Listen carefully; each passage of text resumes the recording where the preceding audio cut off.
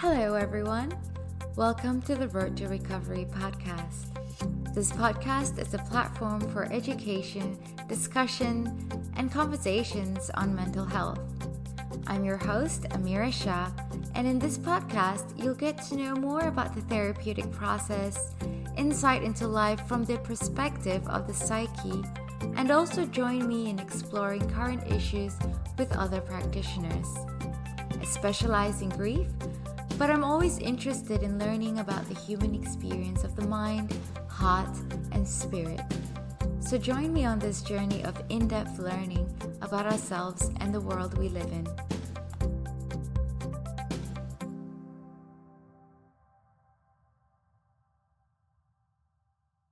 Hello, everyone, and welcome back to Science of the Soul. Today, I have with me a physiotherapist, Richmond. He is the founder of TRE Australia.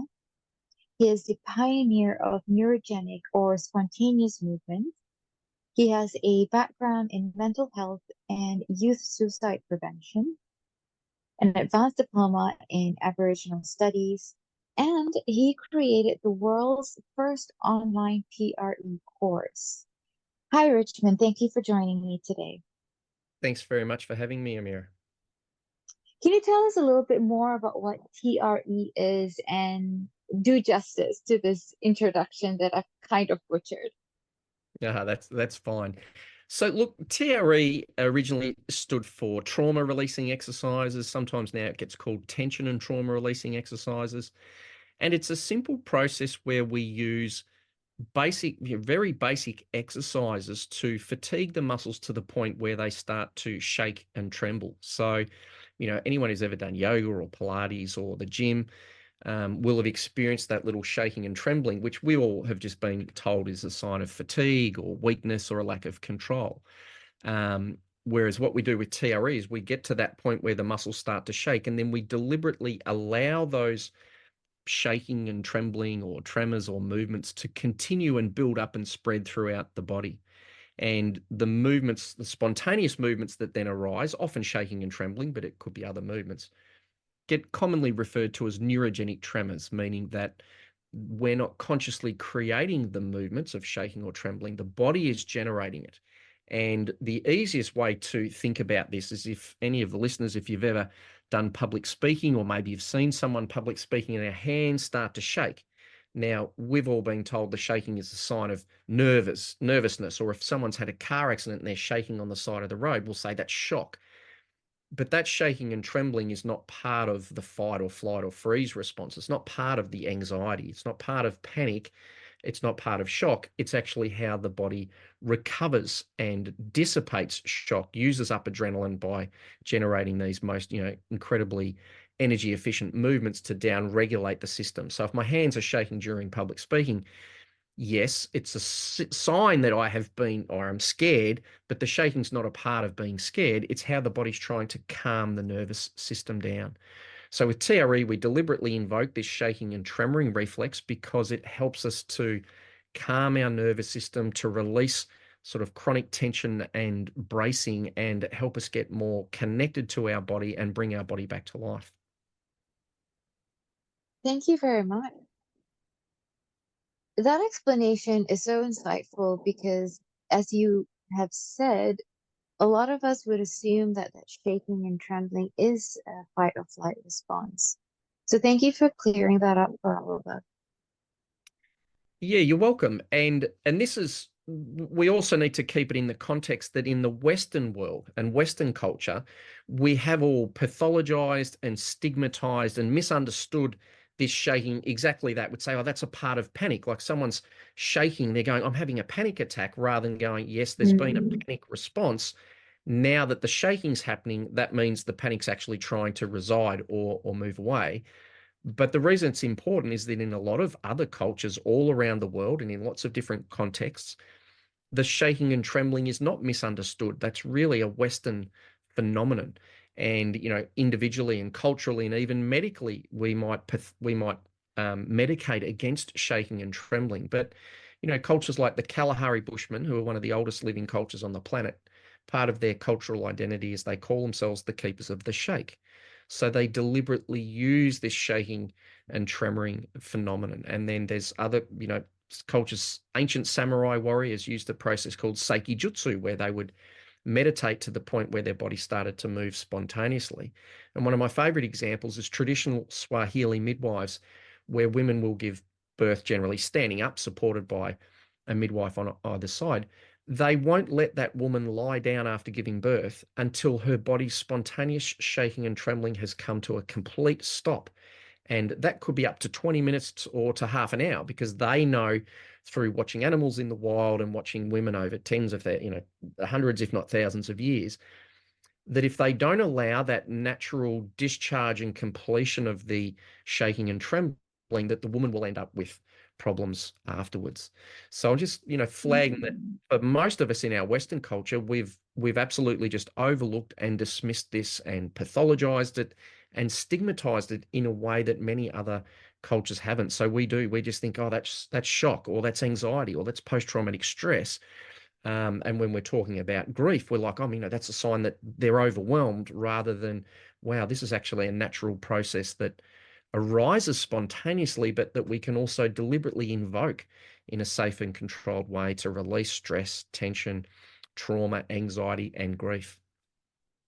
And as you're speaking, what comes up for me is that Western cultures and society, or at least the with Western medicine, with the introduction of Western medicine, there is a lot of emphasis and importance placed on being in control and controlling situations in our environment. And I understand why control is important, because living in uncertainty means, can be really dangerous for us. But it seems that we've overcorrected our need to control everything and anything that's happening, not only outside of us, externally, outwardly, but also within us. Yeah, absolutely. And I think a lot of the origins comes out of the British sort of medical model and the British culture, Mm.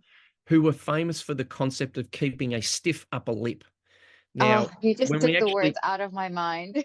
that's right. So, and the reason we say a stiff upper lip is saying don't let your lips start to shake or tremble, or because you're going to cry, basically. Mm. And so it's deeply built into, certainly that, when I say Western culture, certainly coming out of that medical model. And you also rightly point out, Amira, it's not about, life's all about letting go of control, although there are, again, in Japanese culture, the concept of wu wei, or the kind of the art of surrendering and allowing and flowing rather than controlling things. So there's both the capacity for us as humans to let go and surrender, but also it's a normal human capacity to be able to control things. But in our Western culture, again, the vast majority of us spend 99% of our time trying to control things.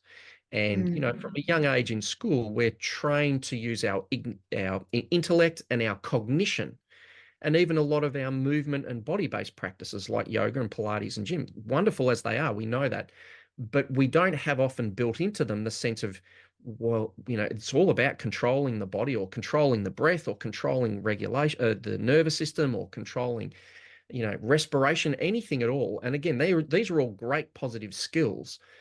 But what we tend to have overlooked and missed is this other end of the spectrum about letting go of control and being able to surrender to both our body and our body's spontaneous movements, but also the experience of life. Most of us are control freaks on one way or the other, and that's kind of what our ego has often done and been developed to. And it's often the idea of someone who's really in control of their life is often put up Mm. in Western society as that's kind of the that's kind of the ideal. And we've Yeah, it's rewarded. another bit. The Yeah, more that's in control you are, the more you are rewarded. Oh, yep. this person's got his shit together. This person's really, on top of everything. He's in control with everything. Yep.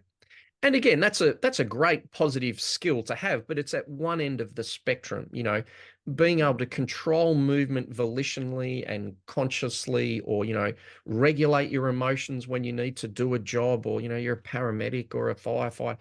All of those things are really valuable skills, but what we often lose is the ability to relax and let go and soften down. So most of us would find that, you know, our bodies get tighter over time. Our lives often get tighter, and none of us really lose the capacity for our nervous system to upregulate and go into a huge defensive response. You know, if a car backfires or a bomb goes off or you hear a child scream, just about everyone's nervous system is going to ramp up to 500 kilometers an hour.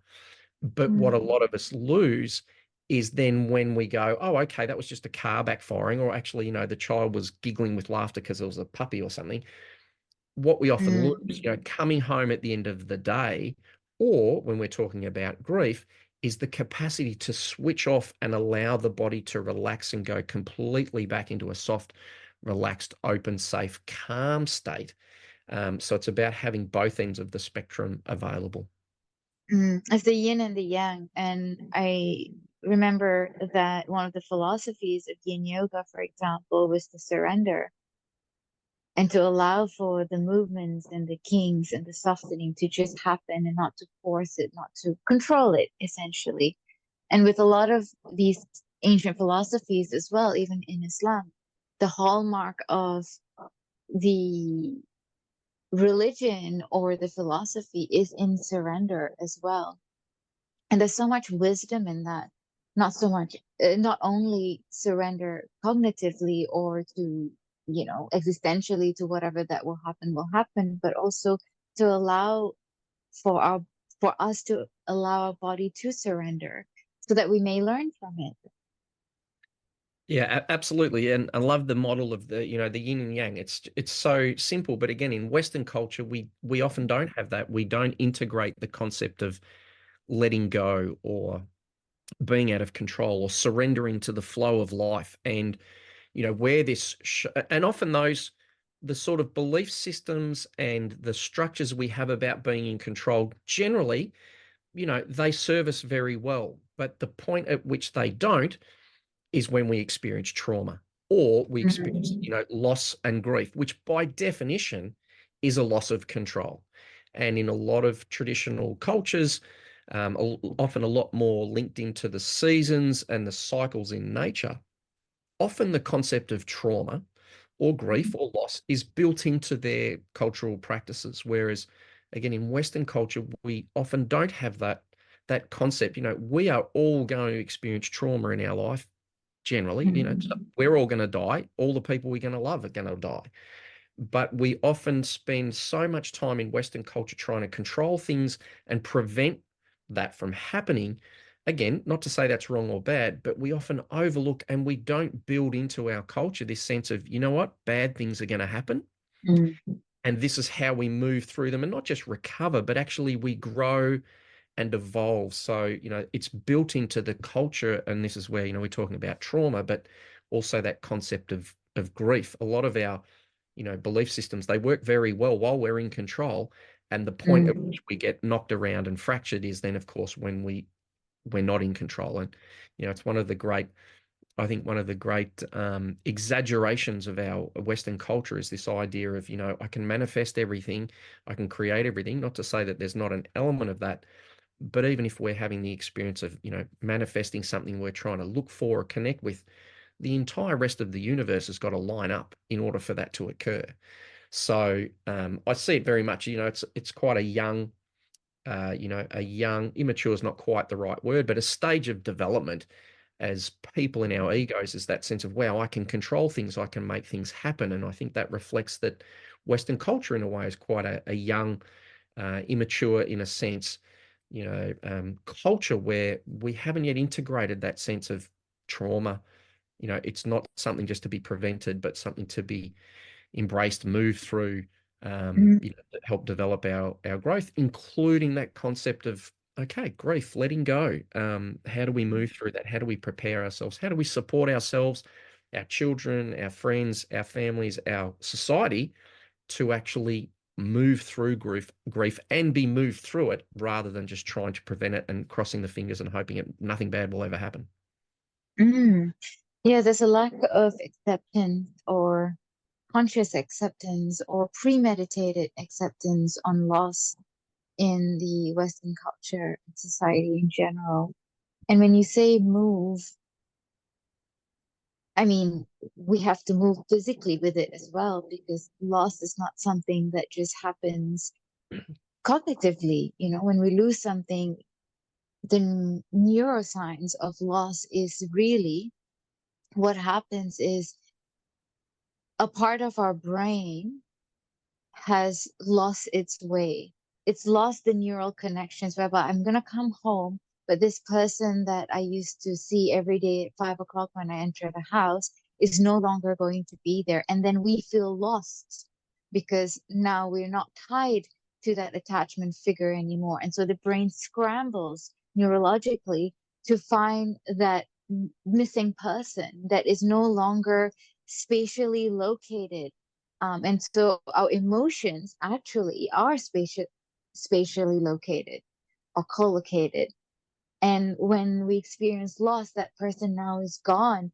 And so when we come home to an empty home, for example, that person or that pet, whatever the object of love and loss is, you are frantic. And what does a frantic child do?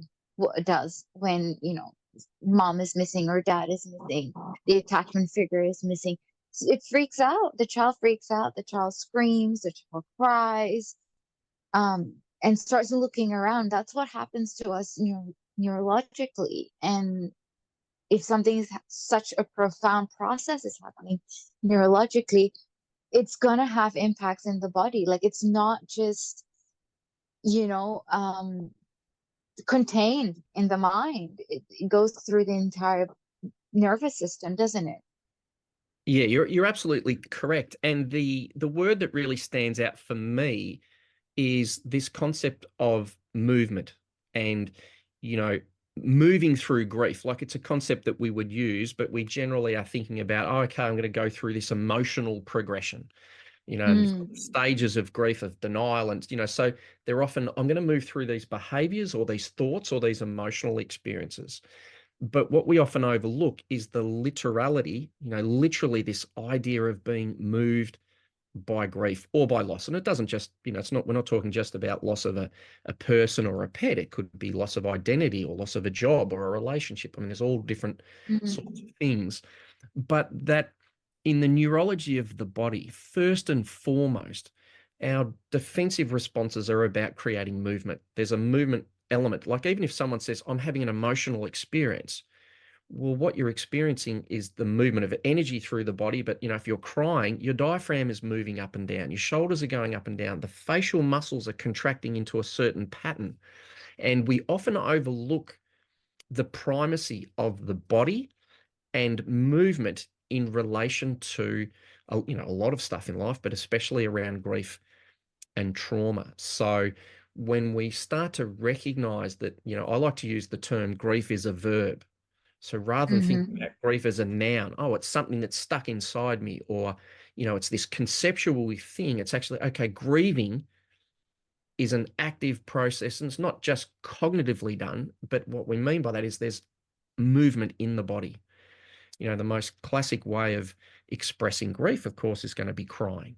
So that there's sound coming mm, through the throat, the diaphragm's going to be moving, the face will be, facial muscles will all be effective. So when I say movement, I don't just mean about movement of the body through space, like walking or moving your arms, but movement within all the internal systems of the body, the diaphragm, the respiratory system, the heart pulsing more fully, all the musculature of the body is involved in the expression of grief as a way to help us integrate that loss so that we become, our physiology in our body becomes back to a state of more calmness and acceptance, that, this situation is different. Like you say, you come back to an empty house, and rather than the body necessarily just automatically going into the expression of sadness and grief, over time, we start to integrate that, and this becomes, this is our new world. We've still got those memories, mm, but physiologically, our body, when we're sort of moving through grief, eventually we're getting to those states where it's not triggering off those massive, overwhelming emotional, physiological, and movement-based responses. mm. And If you don't mind, I'd like to share some of my experiences during psychedelic journeys, as I have experienced some profound grief in my life. My memory through these journeys, when grief overwhelms me during the trip, what happens is I'd be sobbing, and I'm always, almost always in fetal position. Mm, What tells me, just, it's quite obviously what it tells me is that, yes, this is the loss of an attachment figure, and therefore I'm in a fetal position because I've lost, um, like a parental figure of some form, or something that someone that gives me that sort of agapic love, and I'm self-soothing as though I would be in the womb, and I'm sobbing, and there's a lot of like movement of up and down, mm. um and it's always on the side as well, and I wonder what your take is on that. Yeah, well, one of the fascinating things around the use of psychedelics, which is really blossoming at the moment, is that primarily what it involves is a release of the ego or the conscious controlling, part of our mind to allow, and we often again focus on the emotional experience, but the emotional experience is coming along with the underlying movements of the body. So, you know, going into a fetal position, there's a contraction there. There's a protective Mhm. element. There can also be, as you say, links back to a place of this feels, it doesn't have to be defensive. It can be, this feels safe because in utero I felt safe. Like, again, we don't need to necessarily analyze it too much. But the key thing is that what the psychedelics allowing is taking our cognitive controlling ego, or conscious mind, for want of a term, it's taking that out of the way, loosening our ego so that our body can actually move and connect us with often patterns that are unresolved or we haven't been able to experience or integrate. And it's not just about, this is the key thing, it's not just about going back to connect with those unintegrated traumatic or overwhelming experiences. It's less about the body going, I need to go back into a fetal position and contract and hold myself. It's often that's part of it, but the reason why the body's doing that is so that it can reconnect with that unresolved Mhm. experience in a physiological level, but more importantly, so that then it can move from that contracted, defended, painful place, and then go on the journey and literally start to move itself back to freedom and relaxation. So it's Mhm. less about contacting them, and it's incredibly useful to contact those movement patterns that then are often associated with an emotional experience and also often a story or a content or a narrative. But it's not just about contacting them, it's about allowing the body to contact the depth of that contraction, for want of a better word, in order for the body to then naturally start to move itself back out of that contraction, which is, the resolution at a physiological level. And it often involves, crying, could be laughing, Mhm. could be shaking, it could be trembling. And this is what we see with a lot of psychedelic work, where the body will and the nervous system will go through a discharge or a down regulation through, spontaneous shaking, trembling, sometimes quite violent, protective sort of Mhm. movements. But the critical thing is not about so much, yeah, again, linking back to the trauma or the memory or the overwhelm. It's about giving the body the opportunity to move through those spontaneous movements and potentially spontaneous emotional experiences that when we have our conscious mind and our ego in control, we generally don't want to go there, and often we can't even access it because we're so used to avoiding that and controlling and not letting our body have the freedom to express itself in those moments. So it's about being able to access them and then flow through them to get to the other side. Absolutely, to flow through them is a great concept where you're going, look, I'm not doing this. I'm allowing my body to respond, or you might even, I might say the concept of being flowed through it. So it's like, oh wow, I'm not even doing it, Mhm. I'm not doing the flowing. And, the classic example could be that, if we start to talk about a loss, so if I think about my mother or my father who've passed away, then, we can talk about that and I can share that story. But what's often left behind is the emotional and the physiological movements that happen in the body when we're talking about it. So, talk therapy is a fantastic way of making contact with these, unresolved grief, unresolved trauma.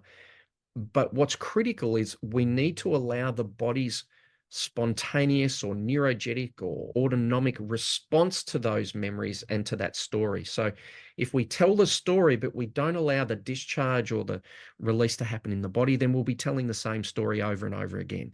Whether it's about the person we got divorced from or something that happened that we weren't happy about.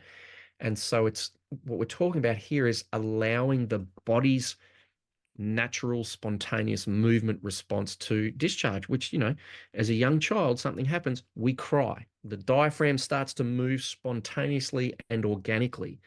We have crying yoga and laughing yoga to help us access that. But ultimately, it's about allowing the body to do what it naturally does in order to help us move through and resolve the sort of protective containment or the shock element or the bracing so that we can still breathe more fully with this new awareness of, okay, that person's no longer here in a live living 3D space, so that our body is able to restore itself back to a place of safety or comfort or calm in this new reality. Well, you talked about laughter just now quite briefly. Is the physiology of crying and laughter linked, similar? How do they differ just physiologically? Yeah, so on some way, I like the concept of, they're at often opposite ends of the same stick.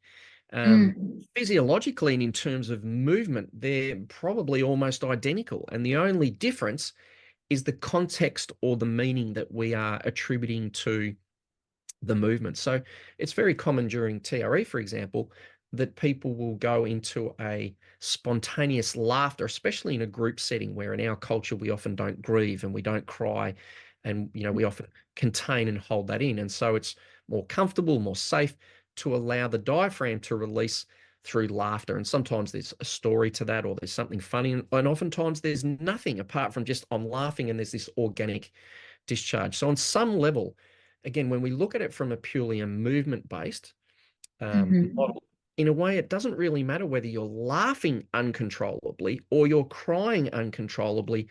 The diaphragm is still getting that level of release, and that's where either or, you're probably going to have a pretty similar resolution, whether it is laughing or crying, unless there's an element where we're consciously not allowing ourselves to cognitively integrate the loss. Um, and we have those sayings like, if you don't laugh, if you don't laugh, you're going to cry. So Mm. physiologically, they're both incredibly useful. And that sort of, it links a little bit, Amira, to the difference between grief and shock, where in grief, there's generally a natural pulsation in the organism, in our body, where we'll go through times of deep contraction and suffering and physical and emotional pain, but then at other times we'll go into sort of expansive movement and joy and celebration and memory and great happiness, or this pulsation between the grief or the gratitude. And that's one of my favorite sayings is, grief and gratitude are opposite ends of the same stick. Mm. And for most of my life, I'm someone who would cry very easily. And for most of my life, I always just thought that was grief, like even, just that was always about grief, until one day I had an extraordinary experience where I'd been involved in a men's gathering on this beautiful piece of land down near Phillip Island in Victoria. And anyway, after a number of years of holding this men's gathering on this land, the organising committee, we needed to move away because we needed a bigger venue. So that was Mm. totally wonderful. But when I organised a group of us to go back to this land at Grantville, and there was a particular labyrinth that I'd had a strong association with, and Mm. we were going back to sort of give gratitude for the land, clean it up a little bit, as a way of saying goodbye. And for me, when it was my turn to share, I was just bawling my eyes out. And just because it was such so heartfelt connection with this land. And at the end of my sharing, I said something like, "Oh, I'm sorry, there I go, just, all full of grief and suffering and sadness." And one of the other men there, he looked at me with a bit of surprise and he said, "Oh, were you feeling grief then? I thought you were feeling gratitude the whole time." And this was a major Mm. aha moment for me where all of a sudden I realized that, wow, when I'm feeling gratitude, like I often say, if I'm not crying, I'm not really feeling the depths of my gratitude in my heart. And it was a complete paradigm, sort of one of those quantum leap moments where instead of going, wow, crying is only about sadness and grief, overwhelming joy and love and gratitude, for me at least, gives me the exact same experience of just, joyous crying. But again, in our culture, it's generally seen as something that means it's wrong, it's bad. If something needs to be fixed, I need support, rather than, oh, dive into that crying as a heart-opening experience of gratitude as well as grief. Not wanting to be too unnecessarily analytical, just based from your story, what's coming up for me is that the word awe, AWE, it seems to me that awe is the overarching theme whereby it can be negative emotions and positive emotions, but when you're in awe, crying and laughter is experienced. And the deeper you go, you have things like grief and gratitude. Does that make sense in any way? Or am I over conceptualizing it? Well, look, I certainly think that feeling of what you're saying, that feeling of awe, is there's almost like this all-consuming experience. And Mm, in a sense, it's all-consuming in that it's an organic experience. I'm not thinking it. I'm not making it happen. mhm, I'm not doing it consciously. It's like we are, swept up in, I don't necessarily like the mhm, term. It's like we're carried by, or our body and our heart and our mind is being filled with a certain experience. And I would completely agree that it could be, you know, grief where there's just uncontrollable sobbing and crying, or it could be gratitude where there's uncontrollable sobbing and crying. mhm. And as a male, often where we've been taught to, suppress the emotions, the classic thing is like, oh, it's going to crack me open if I'm, talking about one of my children, my daughter or something. When I'm feeling that overwhelming love, often there's the crying. And again, for me, I know in the past, some men's work sort of things I've done, they'll be saying, oh, well, you're only crying because that's actually, yes, you're connecting gratitude, but it's because of your unresolved grief in the moment. So I used to think about it like that for a little while, whereas these days, for me at least, my experience and my belief very much is, as I say, if I'm not crying my heart out, then I'm not actually as deeply connected to my gratitude as I possibly can be, without necessarily having to have any sort of story around it being a reflection of grief at all. For me, that's just that is the experience, that the experience of gratitude is the same level of depth of crying and heart open crying as there is with grief. That's so beautiful. Thank you so much for sharing that. Yeah. That's so insightful. Thank you, Richmond. Yeah. And, And and mm, can I just add this, Amira? It's just coming to me as we're speaking now. yeah. A way for me of thinking about that is when I'm in grief, the crying is almost associated with a letting go, something that's like leaving my body. But, not necessarily as an entity, but it's like there was something that I was connected to, and now I'm letting go of it. And the gratitude is very similar, but in the opposite direction, where there's almost something Ah, getting more connected to. So again, when we're talking about this concept of movement, rather than looking at it psycho-emotionally, I'm going, right, there's this movement, and the grief movement is a feeling of something's, yeah, as I say, letting go, and the gratitude is something it's like leaving out of me, and the gratitude is there's this sense of movement of something coming into me that I'm okay. connected with. Now, both of those things are probably already deeply residing inside me, but yeah, that feeling of connecting more deeply, something coming into connection versus something moving away from connection. You know, Now that you've said that, I think you've articulated my last psychedelic experience quite well, because when I sank into the depths of my grief with no obstruction whatsoever, I saw the love for what it was, and then I sank into gratitude. And then for the following week, when I was doing my meditation and just, meditative readings, for example, this was yesterday actually. I was sitting and I was meditating, I was reading, and I believe I was reading something from the Bhagavad Gita, and then followed by one of Socrates', I think, prayers. And he was talking about love and beauty. And I just started crying. Mm. And my husband was studying, and he looked up and he's like, "Oh no, what's wrong?" And he came, he gave me a cuddle, and I'm like, "No," Yeah. because after I was able to find my voice, I'm like, I'm just crying because of love. Because Mm. that's what grief is. Grief is the price you pay for love. And when I sunk to the depths of grief, processing through all that, on the other side, I felt love and gratitude. And I could not have gotten to that point if I didn't sink down and touch the floor of the grief itself. Does that make sense? Yeah, absolutely. And what a what a profound and amazing experience. And there is that reality of, a way I often think about it is around our boundaries of, literally our physical boundaries, a bit like a cell wall. It's like what we're letting in and Mhm. the depth that we connect to. And yeah, and like just that heart opening, there's an openness in the system.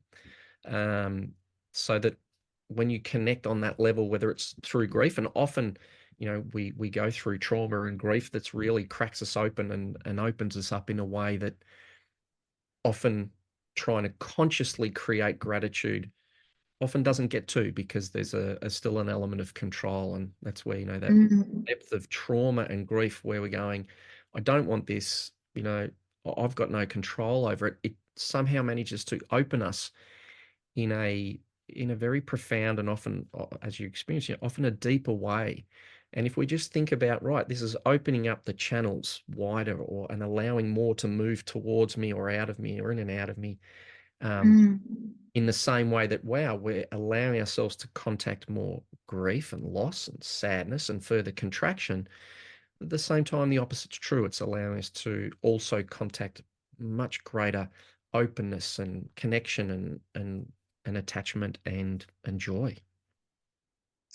And that release, I guess, of control, to allow ourselves to get to where it needs to go, comes with humility.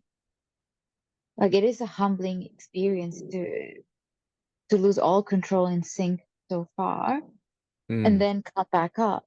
And it's almost like you gotta trust the process. Which, when you were talking about the flow of grief going outwards and gratitude coming inwards, I'm also reminded of the fact that if we think that we are a self-governing organism, right, then we relinquish the idea that we can also operate as a conduit through of these energies and these flows.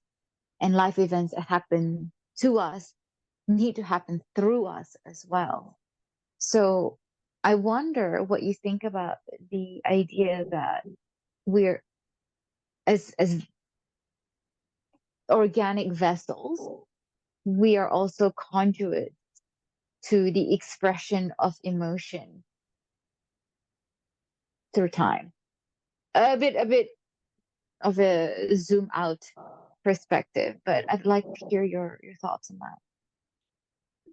can you clarify, what you mean a bit there in terms of the expression of emotion? So in terms of the expression of emotion would be through grief and gratitude, like what you talked about with your experience with the men's group, Mm, allowing that to flow out and then gratitude to flow back in. mm. So in a sense that we are just kind of a vessel, a conduit for these emotions to run through us if we allow for that to happen in order for us to get back to a harmonious state. So, I mean, I think one of the great gifts of a lot of Indigenous cultures around the world, and certainly my experience of various Indigenous peoples in Australia, is very much this capacity to connect with the land or country. Um, Mm-hmm. and rather than in the Western sort of model, it's like, oh, well, that's an inanimate object, or the tree doesn't have consciousness, or the land doesn't have any sort of consciousness. And certainly, in my experiences and teachers, Indigenous elders and teachers of mine, is that sense of connecting with the land, very much can become an expression of the land's, in human form as the emotions. So, people might be Mm. feeling the grief of the land and the grief that's associated with the land in certain areas, rather than only thinking of it as this is my grief. And I think that's Mm. very much a symptom of the Western, very individualistic psychological sort of model that we've evolved, where it's like all mental health is happening inside you, it's inside your brain, Mm. only you, and it's taking out of context and community. So I'm not sure exactly if that answers the question, or if you've got a different angle on the question. No, it does answer the question to an extent. I just never thought of that perspective. And now that you've explained that, shared grief is one of the ways to get through them, to get through grief, shared mourning, shared grief. And often we connect people to support systems like who can you talk to, right? When there's grief and Mm, loss or trauma involved, who can you talk to that's safe and trusted? And mm, I might move on to a slightly different topic here, but oftentimes, not oftentimes, sometimes the people that is part of our mourning community or committee, you would say, people who share the same loss in the case of bereavement, for example, where you lose someone to death, they may not be the best people to be able to support you, and there might be tensions within the family or the cultural ties that you have with each other may not be as harmonious as you would expect to. So sometimes that can cause complicated grief or prolonged grief. mm, But generally, what we do is we help people connect with their loved ones or close ones that can help support them through grief, because grief is not something you're supposed to get through on your own.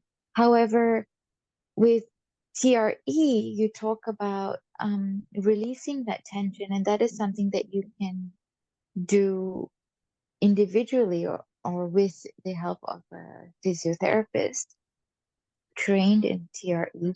Can you tell us a little bit more about how you would induce mm, that tremor? Because I mean, if it's hard for somebody to access it, even psychologically or mentally, how would you even be able to, mm. spontaneously access it physically? So it's very simple to access. We literally just use a muscle activation or a muscle load. So often in TRE, people are lying on their backs with their feet in like a diamond shape, Oh, and then lifting the knees up. So you're using the inner thigh muscles, but you can actually use any muscle group.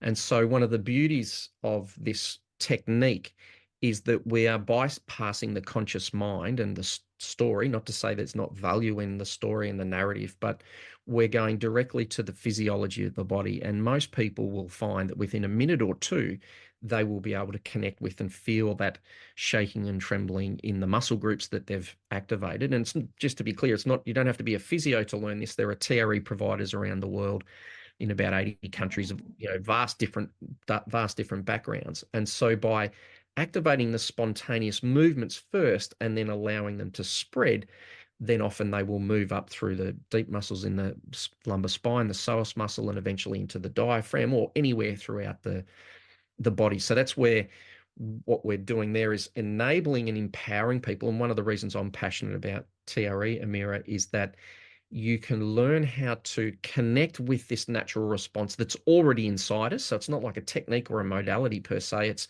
a way of framing how do we deliberately access and connect with and allow this spontaneous movement to occur. And very much, again, what I love about it is you're not necessarily dependent upon having to see a therapist or have someone else have the knowledge and the wisdom that you can learn to use this on your own. At the same time, I want to pick up a little bit about what you said about it doesn't have to be used individually.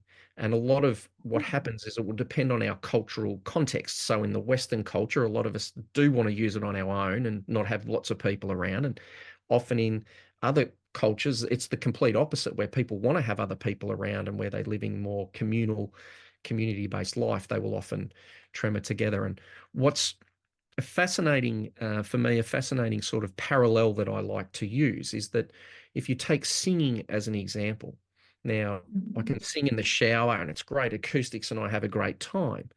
And when I sing with other people, oh, it's fantastic because you've got all those connections and it's fun and you can play around. But there's also the reality that when we sing in harmony, it's not just 1 + 1 = 2. Different notes and resonances are created in our singing and in literally in the sounds and the sound waves that we cannot create on our own. So we still have our own voice, we still have the other's voice, but now there's this other resonance or harmonic that gets created that can't happen on its own. Now, the reason I use this analogy is when we have people tremoring and shaking together in a group, a similar thing happens where there is literally a resonance in the physiology of the body, whether you want to talk about, the energetic field or the movement response, as long as being in a group is comfortable for us, where often what happens is more movement or more depth of movement or more letting go or more reorganizing or more freedom of movement and expression often happens in a group environment than we get on our own. Now, if being in a group is scary and dangerous, and again, in our culture, then it's quite fascinating is if we have a group of people lying on the floor and they're all tremoring and one person starts to laugh out loud, then generally what happens is the person next to them laughs and the next person, and there's a spread of this ripple of laughter and people go into Infectious laughter. Yeah. infectious laughter. Now, in Western culture, when someone is in a group, if they start to cry, we very rarely have infectious crying. Generally, what happens is everybody's body takes a big breath, they hold, they're looking at the person thinking, what's wrong? What's the story? What happened? What do we need to do to help them? Because culturally, we don't go, oh, wow, there's someone crying. What a great chance for some infectious crying. So I can actually cry and grieve and let my body express grief or gratitude to the same level. So even though I'm, really passionate about people learning how to use this shaking and tremoring, not just for grief, but in all aspects of life for well-being and mental health and coming alive and expression and becoming more embodied and, healing pain, all sorts of different stuff. But there is this huge value and potential when we use that in a collective group, including when we come together to grieve. And, sadly, I think in our Western culture, and the funerals I've been to generally, if you're asking about the people who've lost someone, we're going, how were they at the funeral or at the burial? They're like, oh, they were good. They were really strong, which basically means they weren't crying. We were all standing around trying to prevent crying, trying to prevent grieving.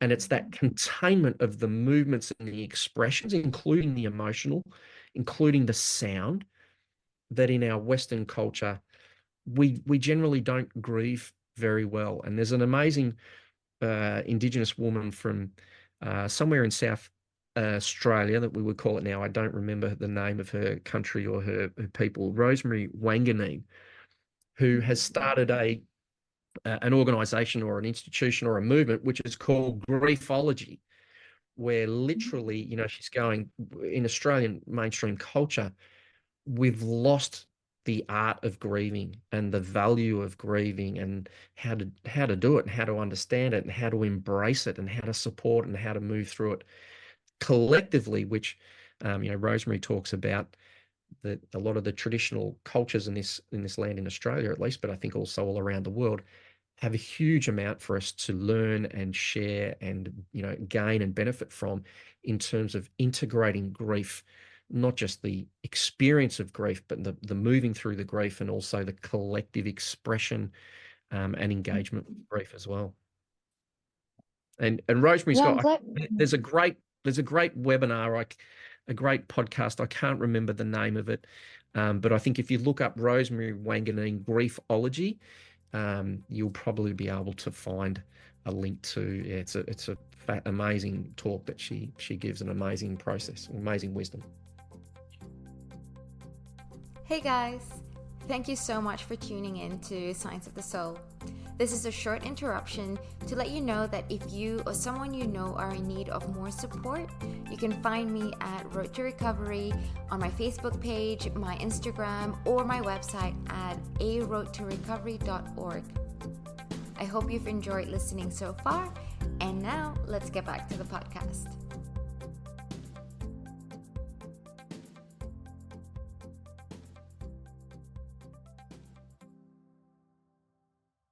But I really did like how you've just branched off into the collective experience, because a lot of us in the Western society, we're just way too individualistic. Not to say there's anything wrong with, you know, being an individual, but we do miss out on the depth and the breadth of a lot of the human experience when we're isolated and when we keep to ourselves. So it is much appreciated that you bring that up, because for my thesis, what I did was also to examine how mourning took place in funeral cultures as well, particularly around the Islamic faith. And they're generally similar amongst Muslims, but there are some variations from country to country, culture to culture. But then if you broaden that as well, you can see that many cultures have wakes, and during the wakes, people come and go. No one's the grieving family itself, they're not completely isolated all the time. I mean, sometimes, yes, they can retreat and have some space and time to themselves. Often they don't get that until the wake is over, and then they have a different stage of grief that, you know, that happens, that needs to happen as well. But people will come and go and cry with them and laugh with them and talk about the memories and play games, gamble. I think gambling's a really big thing, not for the Muslim culture, but for other cultures. There's a lot of gambling involved. There's singing, there's dancing for some cultures as well. So they really do go through all the different emotional expressions together, of love, really, because again, grief is the price you pay for love. So of love for the person that has passed on.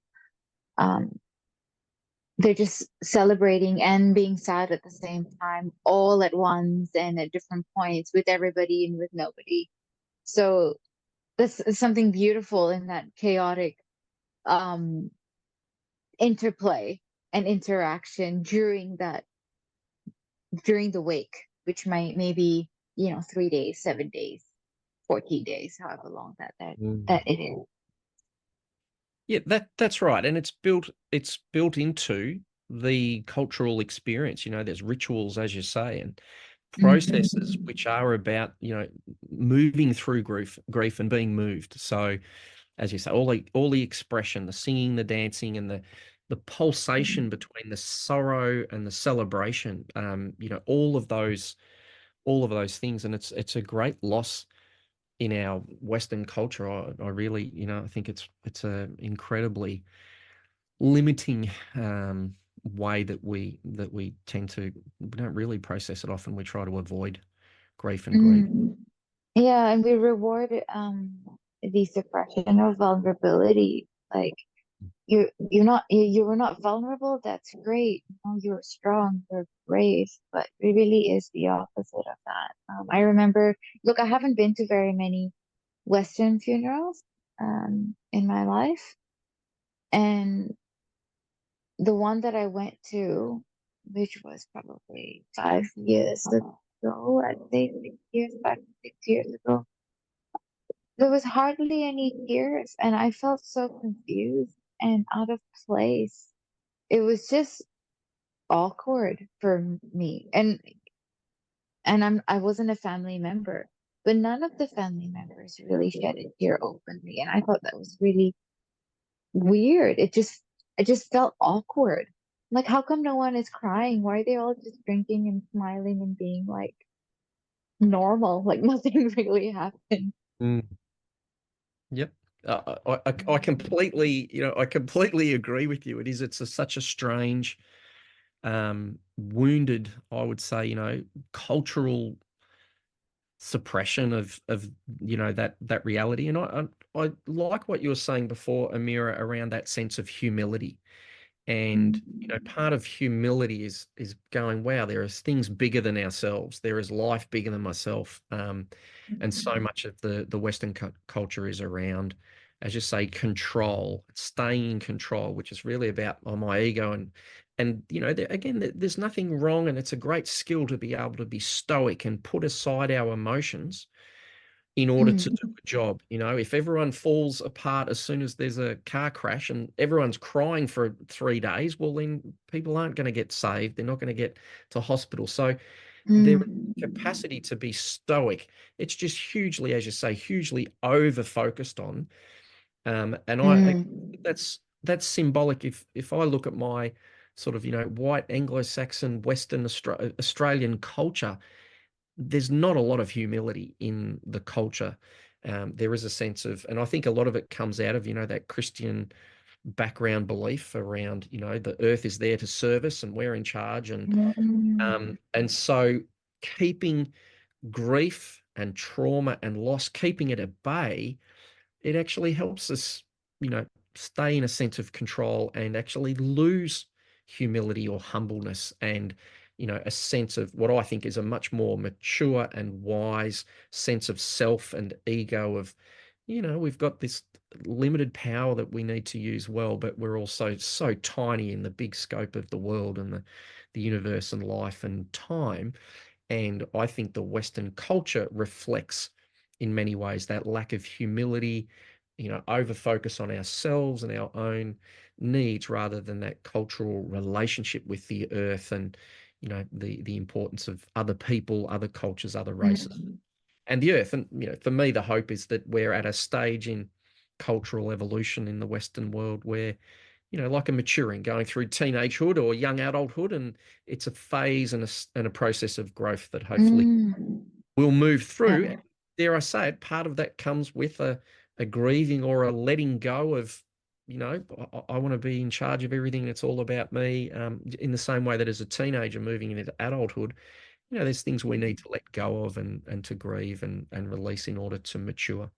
I'm kind of I off on a love that. on a big scope, different topic now, but Yeah. I just think this whole element around grief and Mm, trauma, as you say, you raise that sense of humility and a little bit more reverence and respect for things outside ourselves and things, mm. people, country, land, animals, other cultures, really everything, the environment. Yeah, we start to enter a more transcendental headspace, look at this quite deeply. And to be honest, there is no trauma without grief. With every traumatic event that happens, whether you lost someone you love or not, there is a sense of loss because oftentimes there's a loss of innocence, or there's a loss of the fact that you had this assumption of the world, the way the world is, your specific individual worldview, and or the one that you inherited through culture or religion or from your parents. And now it doesn't serve you. Like, say, for example, bad things only happen to bad people, bad things don't happen to good people. And then, grief happens to us. We have it's not a voluntary thing that we seek, it Mm. happens to us. We have no agency.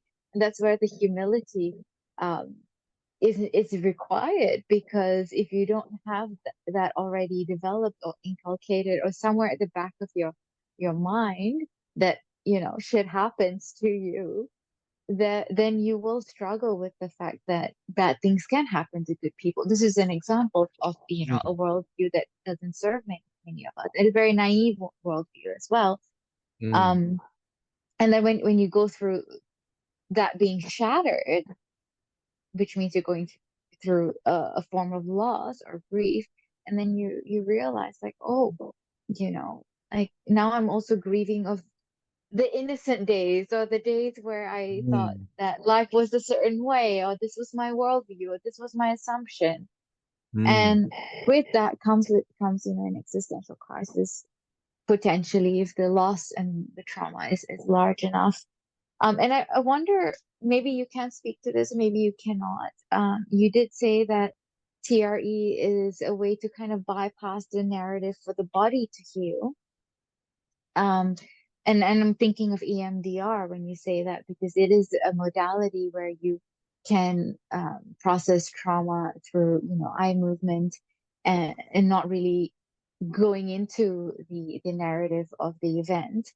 I Mm. wonder, just based from your experience, again, if you can speak to it, if the loss triggers an existential or a spiritual crisis, what is TRE's role in resolving, or not even resolving, but helping us move through that? Because some element of narrative meaning reconstruction of the world still has to happen.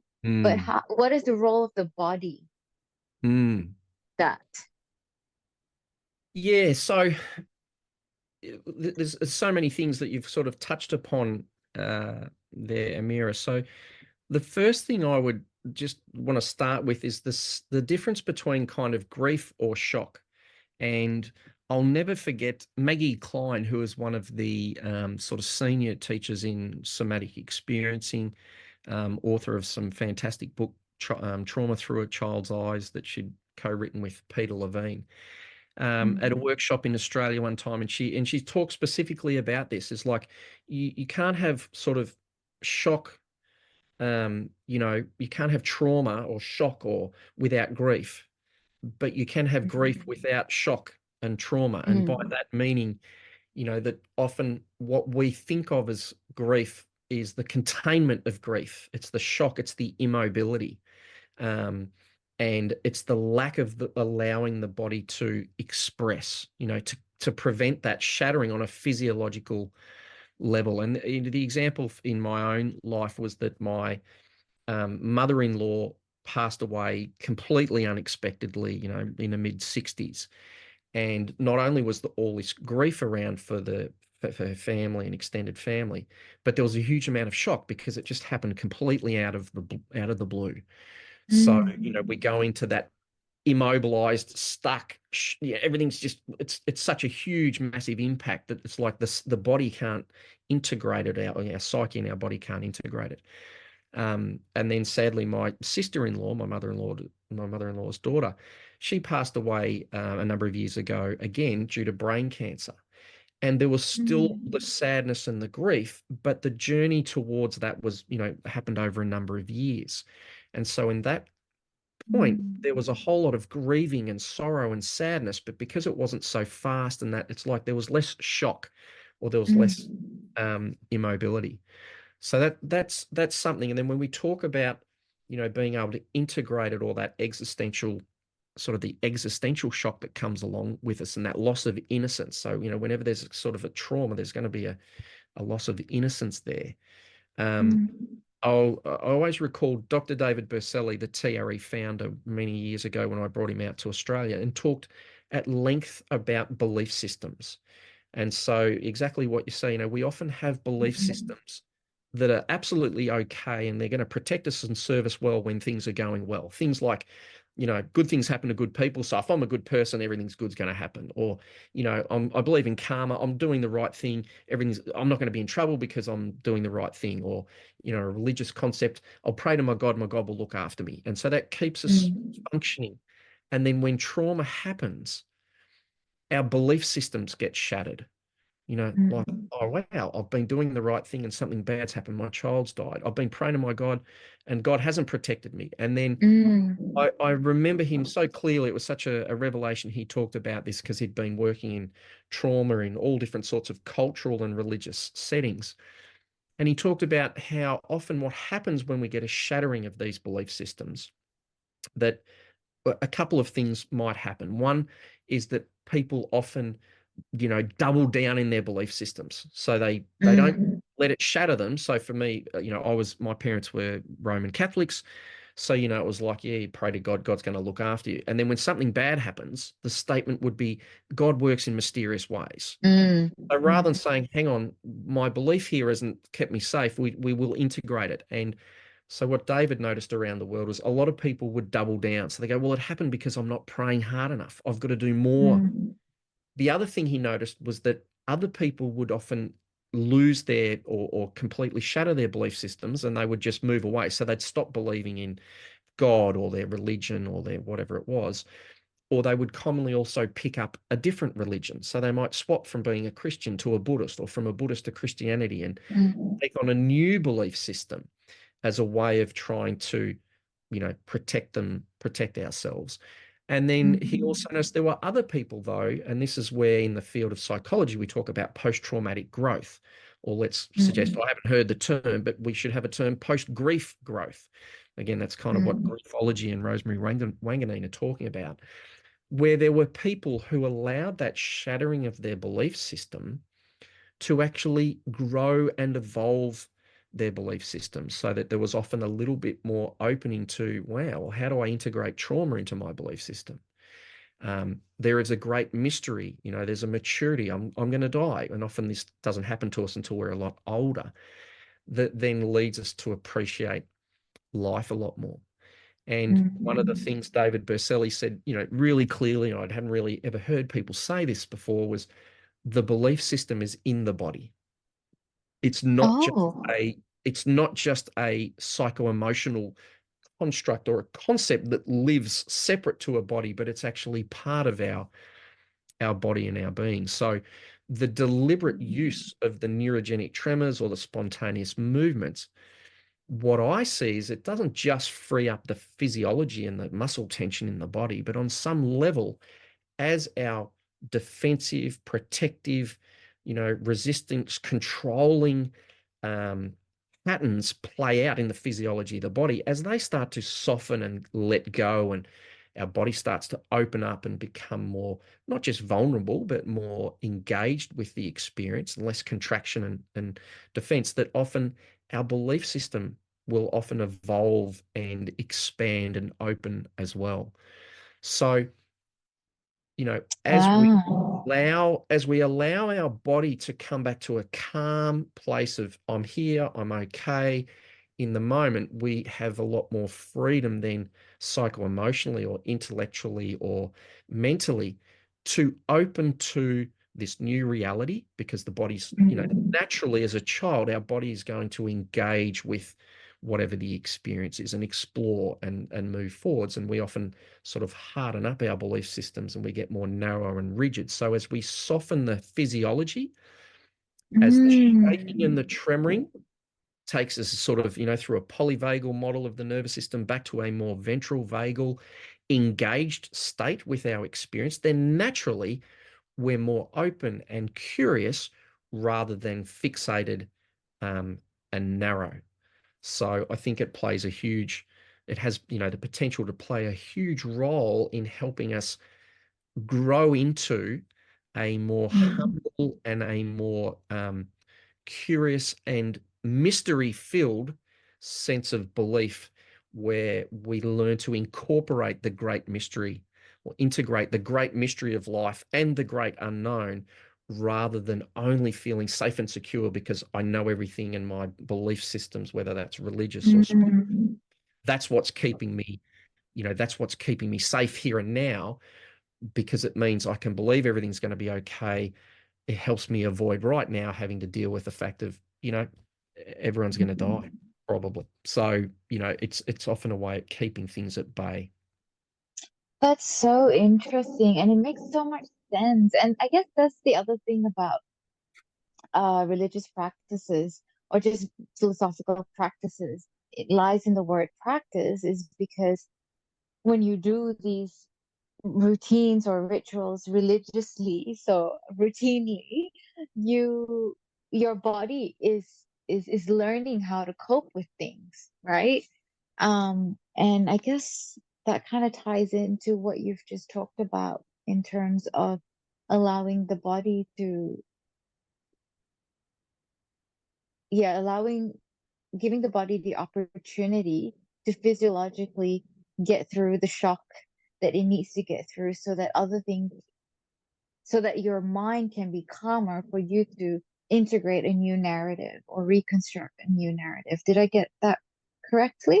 Yeah, Yeah. absolutely. Because, you know, again, it's for want of better concepts, our mind and our body, or our ego or our consciousness or our cognitive thoughts, it works both ways. We can think certain Yeah. things and generate a response in the body, but more often than not, and especially around stress and trauma and grief, the responses are happening first of all in our organism, in our physiology, in Mm, our body and neuromuscular system, and the state of our nervous system then is reflected by our thinking. So, mm. if I'm incredibly anxious and I'm thinking anxious thoughts, well, yes, absolutely. If I Your choose cortisol will go up and everything would that, tighten up. that's right. Now, if I choose to think about being scared and I choose to deliberately think things that make me scared, well, then that's going to make my physiology in my body start to feel scared. But Mm, almost none of mm, us are consciously choosing, I want to have these thoughts. I want to feel scared, or I want to feel angry, or I want to feel overwhelmed. The physiology of the body, our mind and our thinking is, I like to describe it as like the bubbles on the kettle boiling off. It's reflecting generally, and more often not, that what our underlying physiology is. So that mm, when I'm thinking anxious thoughts, it's because my physiology is in a flight mode. Or, it's designed to make me feel mm, scared mm. and to It's like a think scared. feedback response, exactly. Correct. So this is why the spontaneous movement response is so valuable, is because none of us are choosing to consciously think or behave or experience overwhelm or, fear or anger. They're physiological responses first, and then our thinking is reflective of what that physiology is doing. And so there's a limit to what we can achieve when we're only ever working with ourselves cognitively or consciously, because Yeah. if if there wasn't a limit, we would just tell people to let it all go and be enlightened, and we'd all do that. And so this Yeah. is where, when we can recognize what state is the physiology of the body in, wow, if I'm feeling helpless and hopeless, it's not just because I've got helpless and hopeless thinking, although that can become sort of habituated. It's because when we are in a trauma, freeze, immobility state, our physiology is creating the physiology of hopelessness and helplessness. So we don't try to take action and escalate the situation or make it worse. So therefore, our thinking reflects our underlying physiology. So with TRE, what we're looking at, and again, TRE, Amira, is just one model of working with this, response. It's kind of trauma informed. It uses a neuroscientific level, language and lens, but ultimately all cultures around the world that have used it look at it different ways. But what we're doing is accessing the part of the nervous system, for want of a better word, or our organism or our body, the part that's generating those responses, whether they're stress, anxiety, whether it's the containment of sorrow and grief, you know, and by accessing and allowing the same parts of our nervous system that's creating those states to unwind them on them by itself, to resolve it, to move through the full cycle of protection and then release, or the shock and the release of the shock, or the fight and flight and then the down regulation and the shaking and trembling. We're adding in this other level of, a bottom-up approach of letting the body physiology change, which then has a massive impact on what our natural state is mentally. And part of that is getting back to that sort of, beginner's mind, of a childlike mind of Mm. naturally at our baseline, when we're not in protective physiological states, naturally at our baseline, we're like children, we're curious. I know in my Mm. Christian background, there was the saying, we've got to be like children to enter the gates of heaven. Well, what does that mean? It means This is the second time today I've heard that line. well, there you go. So, it's not just about thinking like children. It's not like behaving like children. It's like getting our nervous system, for again, just a Western scientific, neuroscientific model, it's getting our state, our physiology, our body, our organism, our energy field into that state, which is naturally curious and open and engaging of life, of all the experiences of life, both the Yeah. sorrow as well as the celebration, the grief as well as the gratitude,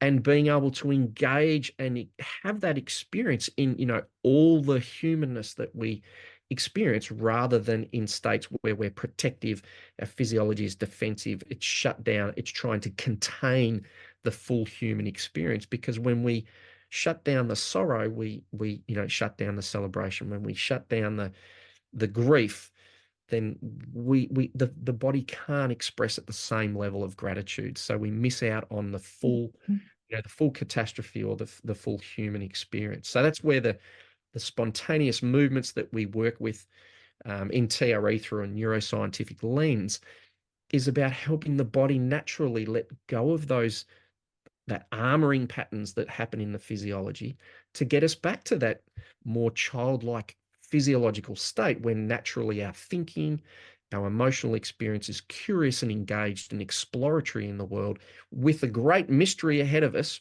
rather than feeling safe and secure because we know we can control everything and we know what's going to happen, and we can take steps to make sure that we only ever experience what we choose to experience.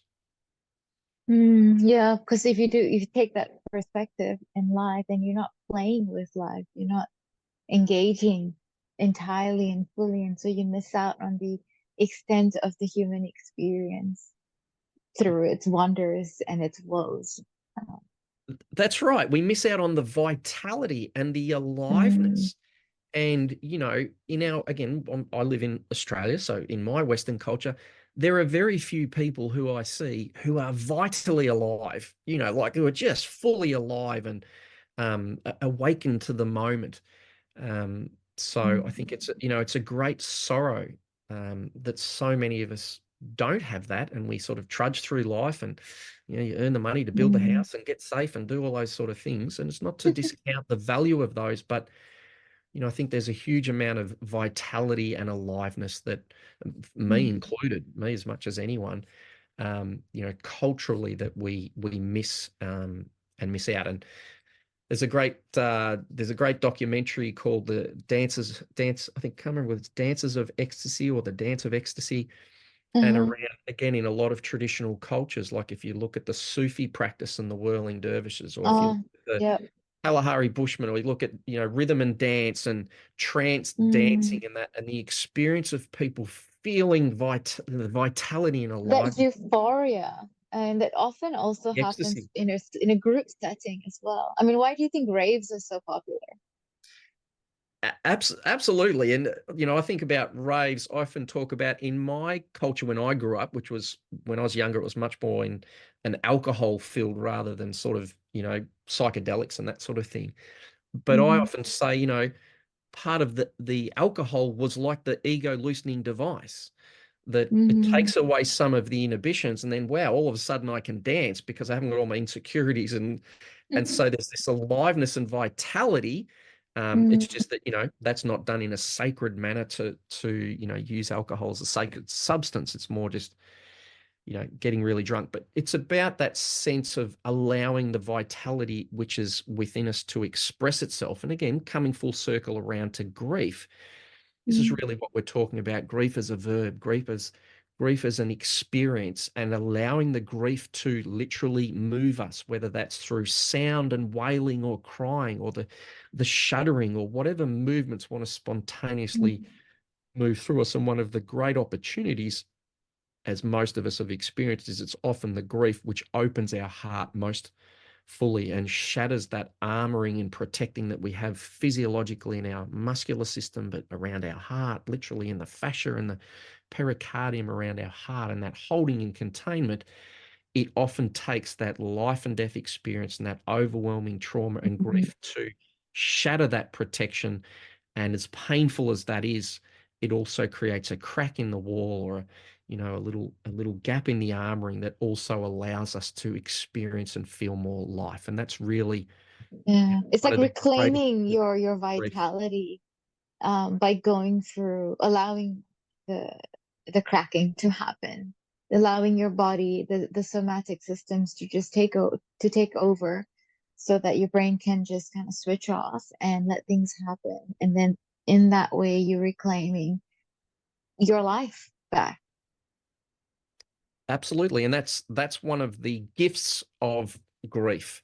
And for me, I'm always like to be really clear to people. And if you're listening to this, please don't take that on as a belief system. Oh, I should be thankful for this. I've got to move through it. There's just Mm, mm, the reality is honoring the experience in the moment, which, could be complete frustration, anger, denial, mm. whatever it is. So it's not about then taking on another belief system of, oh, I should be thankful that I've just Yeah. lost.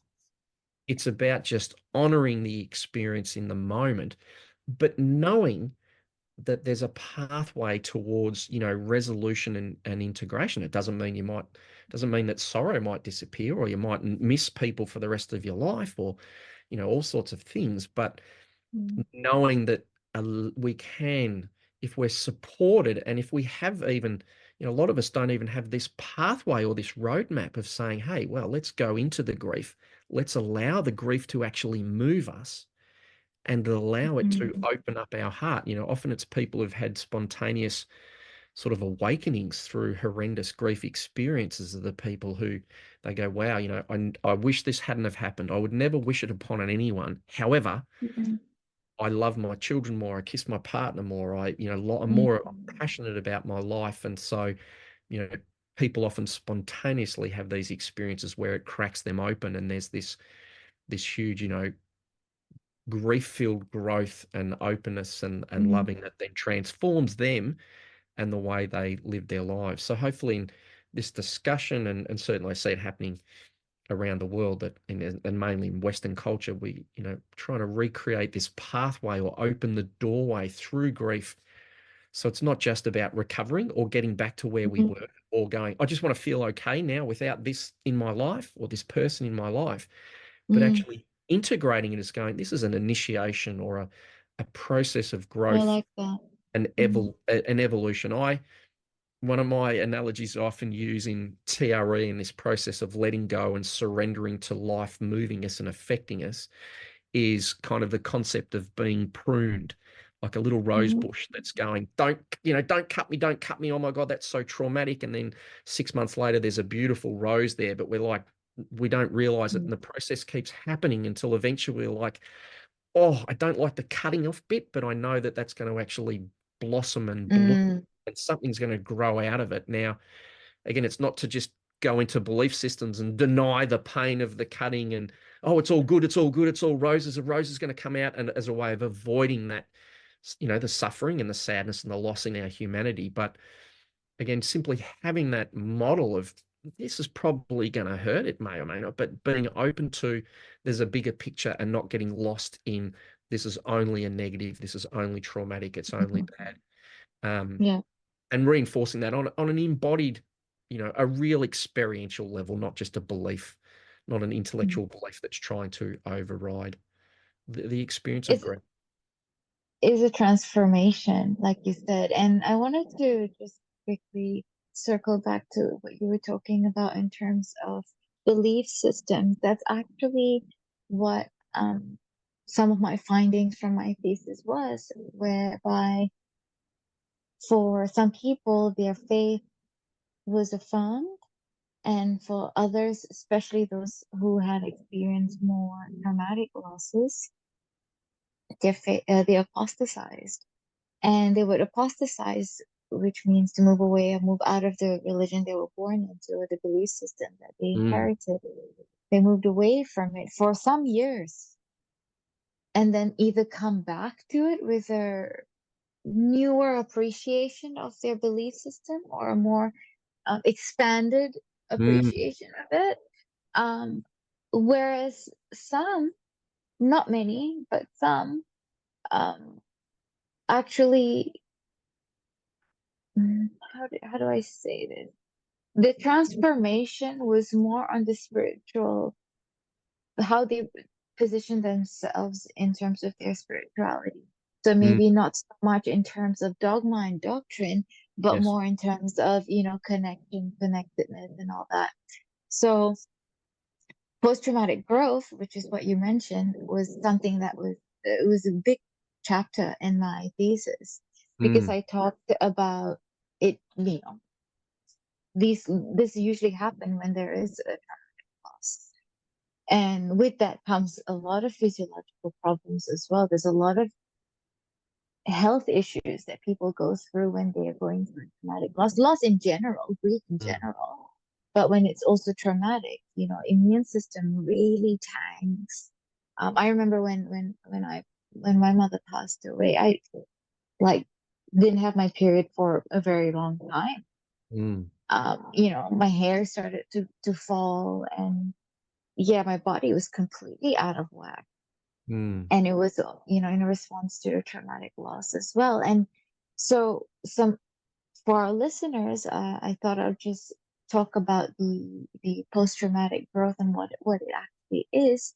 So it was conceptualized by Calhoun and Tedeschi, and they proposed this 5-factor approach whereby with post-traumatic growth, basically it's life-enhancing growth. Um, so instead of coming out with PTSD or depression or addiction or complicated grief or prolonged grief, you're coming out. Yeah, it takes time. Not time is needed for this.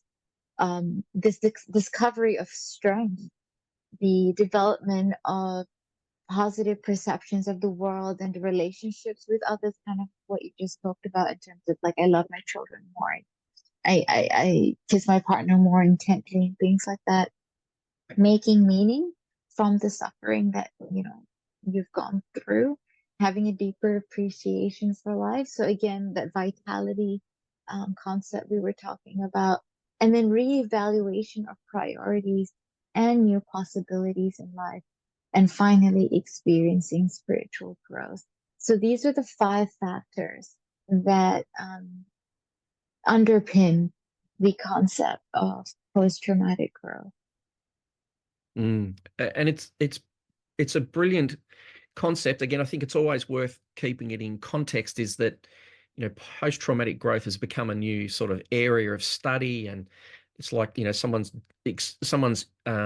sort of discovering it, or people are researching it, but that's only within the context of the Western medical Academia, model. that's right. That's right. So we sort of, there's this whole new thing. We're talking about post-traumatic growth, and a tiny percentage of people.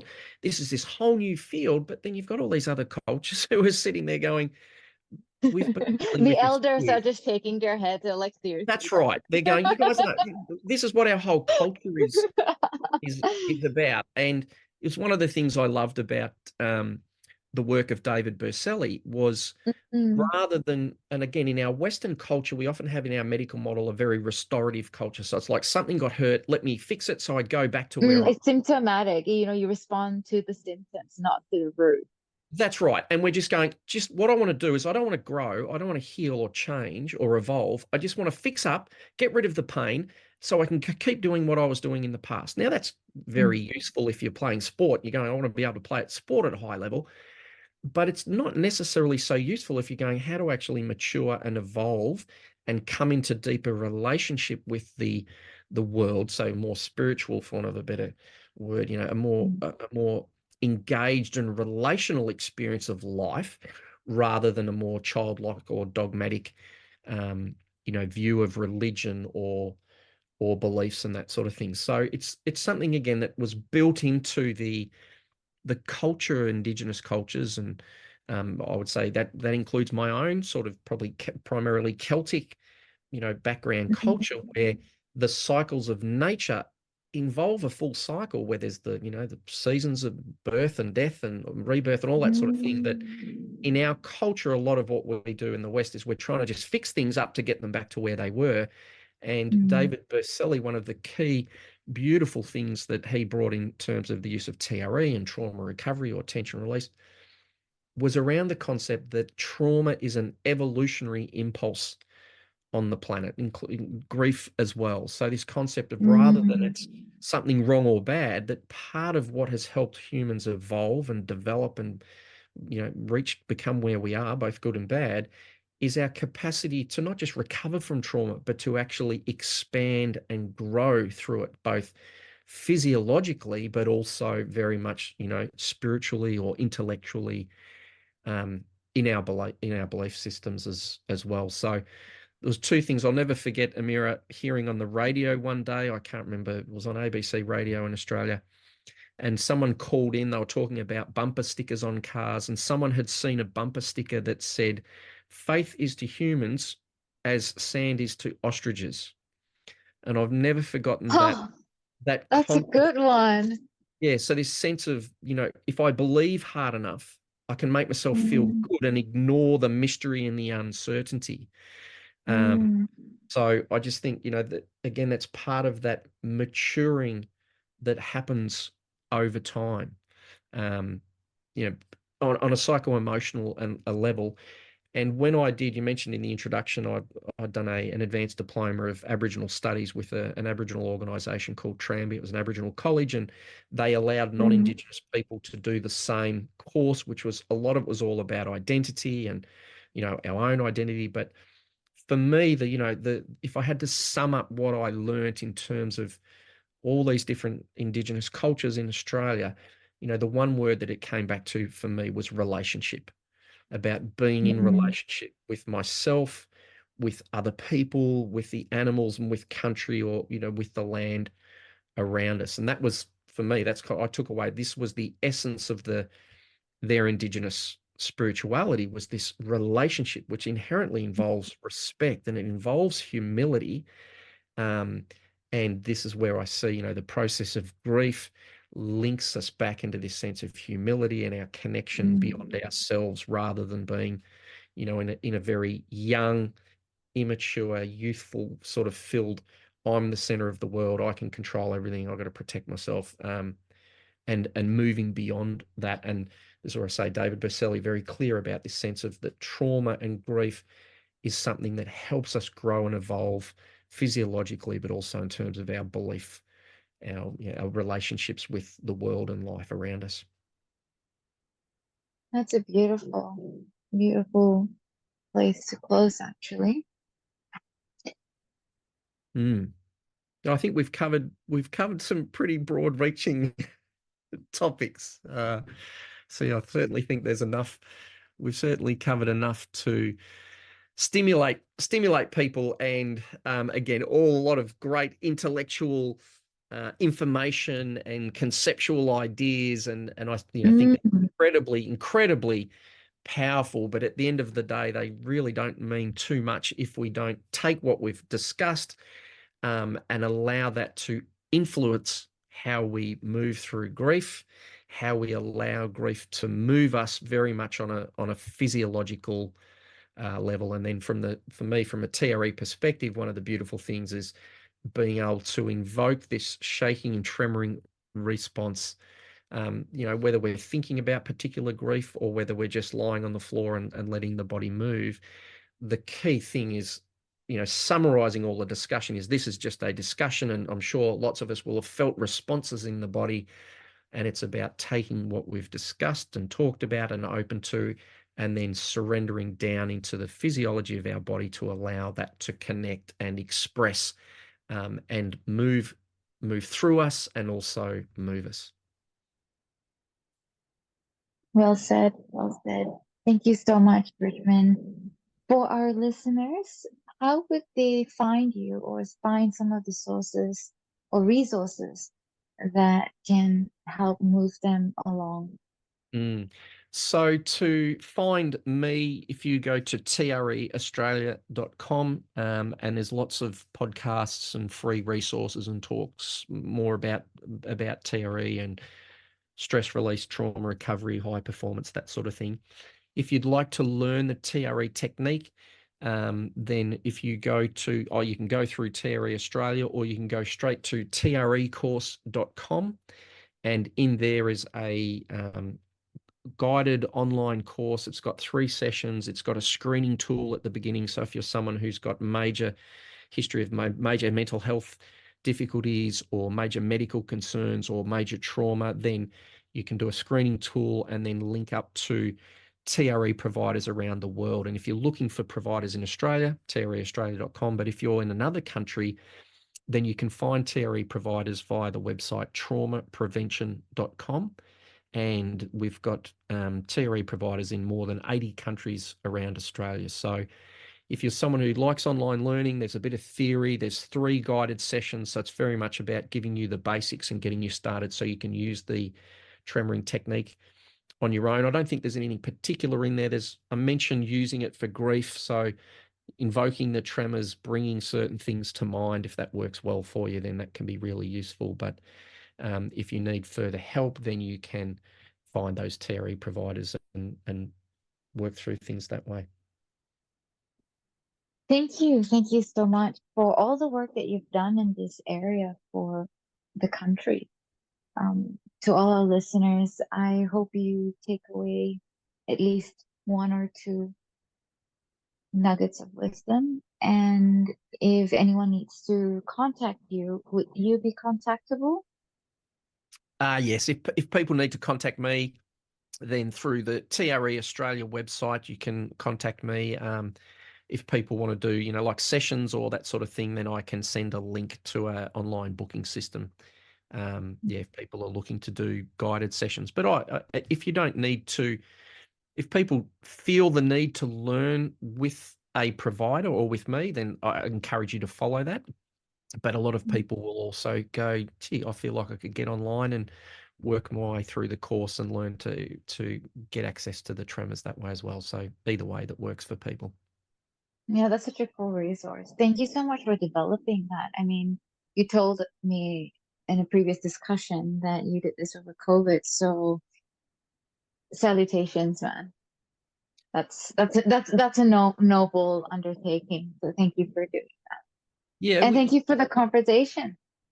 Yeah, likewise. You're very welcome. And it was part of doing the course, Amira, was that during COVID lockdowns in Melbourne, the world's most locked down city, I was very, very blessed to be receiving JobKeeper, which was government payments, which helped people who, I couldn't travel and do my normal workshops and training. So I was very lucky to be supported financially. And so as part of that time, I did want to, give something back in return for those sort of taxpayers' money. So that's how the online course came about. So it is a great resource. Please, check it out at trecourse.com and share it. Again, mainly through the lens of stress and tension and trauma, but hopefully through this discussion, you'll see the relevance of how that fits in with the area of grief. So thank you very much for having me. As I say, I think we've covered some pretty broad ranging and very meaningful topics and created, I think, a great pathway for people. So I'm very grateful for the opportunity and for you in creating this podcast. Oh, thank you so much. I'm just humbled that you've taken so much time to share your expertise, and I hope everyone else enjoyed listening to this podcast. Thank you again, Richmond, and we'll catch up soon. Good on you. Thanks, Amira. All right. See you, everyone.